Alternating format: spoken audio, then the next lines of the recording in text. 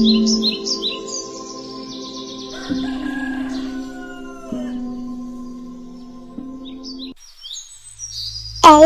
দিদি, তাড়াতাড়ি ঘুম থেকে ওঠ না রে। কেন, কি হয়েছে বোন? দিদি জানিস, কদিন পরেই তো তাল নবমী। তুই বাড়িতে তাল ফুরুলি করবি তো রে? কি করে করব বল? তাল ফুরুলি করতে তো অনেক কিছু লাগে, অত পয়সা তো আমাদের কাছে নেই রে। জানিস তো দিদি, টুকাই মিনু ওরা বলছিল জমিদারের বাড়ি নাকি তাল নবমী উৎসব হবে, অনেক লোকজন আসবে।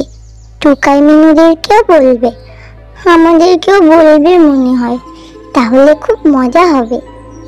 দিদি তুই থাক, আমি একটু আসছি।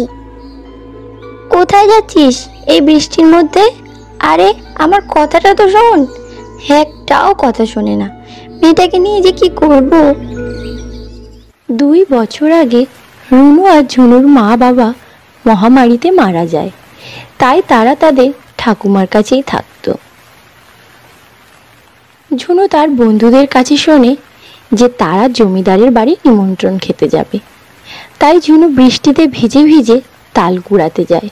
সে অনেকগুলো তাল পায়, সেগুলো নিয়ে এসে জমিদারের বাড়ি যায়।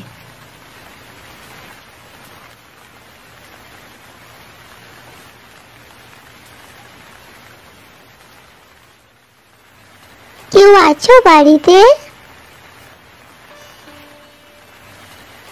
কে মা তুমি? এখানে কি করছো? অনেকগুলো তাল এনেছো দেখছি, বিক্রি করবে নাকি? না, বিক্রি করবো না, আমি এমনি দিতে এসেছি। শুনেছি আপনার বাড়িতে তাল নবমী উৎসব হয়, তাই। তাই বললে কি হয়? এতগুলো তাল আমি এমনি নেব না মা, তুমি কিছু পয়সা নাও। আর তুমি থাকো কোথায় মা? আগে তো এই গ্রামে দেখিনি। 2 বছর আগে আমার মা বাবা মারা যায়, তাই ঠাকুমা আমার আর দিদিকে এই গ্রামে নিয়ে এসেছে। আমি ওই টুকাই আর মিনুদের বাড়ির পাশেই থাকি। এই তালগুলো আপনি এমনি নিন, আর সময় পেলে আমাদের বাড়ি থেকে ঘুরে আসবেন। ঝুনু তালগুলো এমনি জমিদারকে দিল।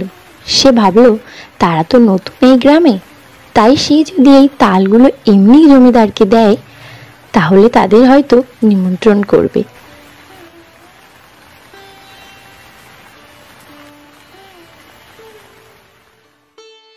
কিরে ঝুনু, সকাল সকাল বৃষ্টিতে ভিজে কোথায় গিয়েছিলি মা? তোর দিদি আর আমি তোকে খুঁজে পাচ্ছিলাম না। ঠাম্মা, আমরাও জমিদারের বাড়ি তাল নবমী উৎসব দেখতে যাব, সেখানে অনেক কিছু খাওয়ার আয়োজন করবে। মিথ্যে আশা নিয়ে থাকতে নেই বোন, জমিদার আমাদেরকে বলবে না। আমরা নতুন এই গ্রামে আর গরিবও, তাই আমাদেরকে বলবে না বোন। না, তুই কিছুই জানিস না, তুই দেখবি আমাদেরকেও বলবে জমিদার মশাই।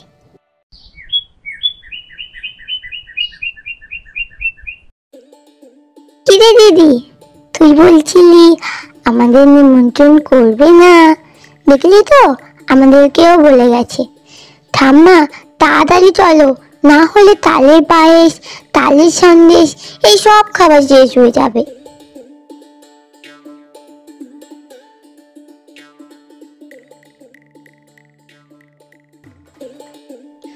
তোমরা এসেছো? আসো আসো, বসো, খেতে বসো। লজ্জা করবে না, পেট ভরে খাবে কেমন?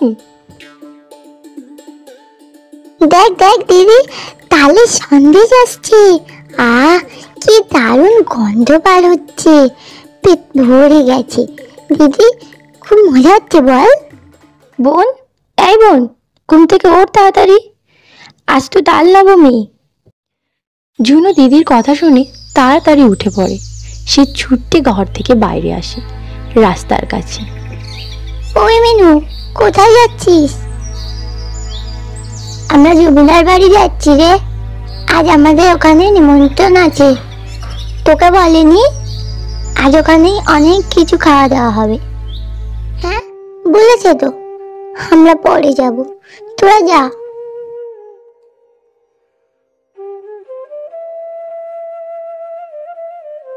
জুনু কাঁদতে কাঁদতে তার দিদির কাছে যায়। দিদি, এই দিদি, আমাদের জমিদার বলেনি রে, তুই বল না, কেউ কি এসেছিল বাড়িতে বলতে, বল না। না, আমাদের বলেনি। আমি আগেই বলেছি আমাদের জমিদার বলবে না।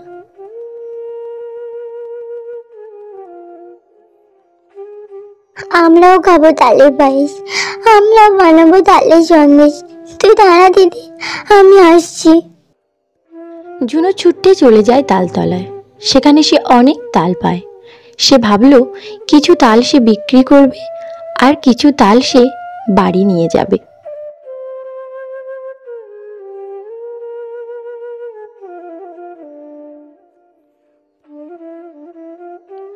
জুনো তালগুলো নিয়ে সবার বাড়ি বাড়ি যায়, কিন্তু কেউ তার তাল কেনে না, কারণ গ্রামে প্রায় সবারই জমিদারের বাড়ি নিমন্ত্রণ ছিল। তাই ঝুনুর তাল একটাও বিক্রি হয় না। সে মন খারাপ করে একটা গাছের নিচে বসে কাঁদতে থাকে।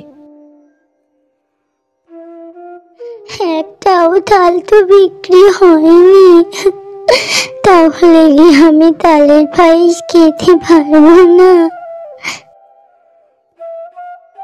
কি গো মেয়ে, তুমি কাঁদছো কেন? কি হয়েছে তোমার? আমার একটাও তাল বিক্রি হচ্ছে না। আমি এই তালগুলো বিক্রি করে বাড়িতে বাজার করে নিয়ে যাব। আজ তো তাল নবমী, তাই। আচ্ছা, তালগুলো আমাকে দাও, আমি নেব।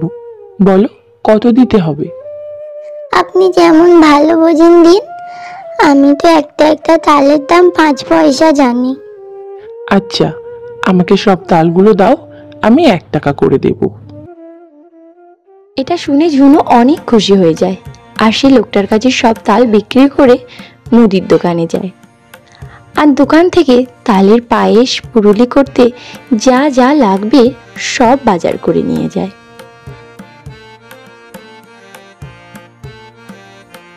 দিদি দেখ, আমি কত কিছু বাজার করে এনেছি। আমাকে তাড়াতাড়ি সব কিছু বানিয়ে দে, এমনিতেই অনেক সন্ধ্যা হয়ে গেছে। আগে বল, তুই সারাদিন কোথায় ছিলি বোন? আর এত টাকা তুই কোথায় পেলি? তুই চুরি করিসনি তো? না দিদি, আমি চুরি করিনি। আমি তাল বিক্রি করেছি। সব তাল একটা লোক আমার কাছ থেকে 1 টাকা করে কিনে নিয়েছে। মিথ্যে কথা বলছিস তুই। তালের দাম কখনো 1 টাকা হয়? তুই নিশ্চয়ই চুরি করেছিস। এত টাকা কোথা থেকে চুরি করলি বল? এত খাওয়ার লোভ তোর যে তুই চুরি করেছিস? রুনু তার বোনের কোনো কথা বিশ্বাস করে না। তখনই সেই লোকটা আসে সেখানে। রুনু, তোমার বোন ঠিক কথাই বলছে। আমি ওর কাছ থেকে 1 টাকা করে তাল নিয়েছি। আমি জানি জমিদার তোমাদেরকে বলেনি, আর তোমার বোনও অনেক কষ্ট পেয়েছে, তাই আমি এই তালগুলো কিনেছি। এবার তাড়াতাড়ি রান্না করো তো দেখি, আমার খুব খিদে পেয়েছে। এই বলে ভগবান তার নিজের রূপে আসে। রুনু ঝুনু অবাক হয়ে যায়। গোপাল, তুমি এসেছো, আমি খুব খুশি হয়েছি। তুমিও তালের পায়েস খাবে আমাদের সাথে? হ্যাঁ, খাবো তো। তাড়াতাড়ি বানাও রুনু, আমার যে খুব খিদে পেয়েছে। আমি এক্ষুনি রান্না বসাচ্ছি গোপাল, তুমি একটু অপেক্ষা করো।